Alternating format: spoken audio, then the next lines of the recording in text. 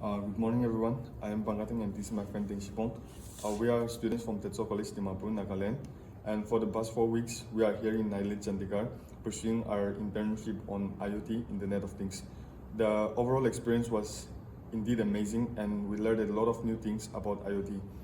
Firstly, we started off with a simple LED blinking project, and later on, we learned about interfacing ultrasonic sensors as well as custom keypad LCD. We want to thank the institution for giving us such a privileged opportunities and with well-experienced experts who help us and support us with their knowledge and guidance. And coming back to the project, here we have a block diagrams of our project where we have 220-volt power supply which is converted into 5-volt DC through and passes down through the Arduino, where we have a relay module and HC05 which is the Bluetooth.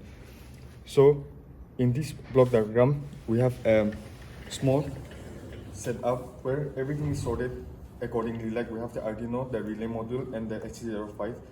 So let me tell you how it works now. We can control this with an app called the Serial Bluetooth Terminal, which we can control it through our phones. Like when we press 1, then the LED will blink, and when we press 2, the LED will be turned off. So this is a small project. Thank you.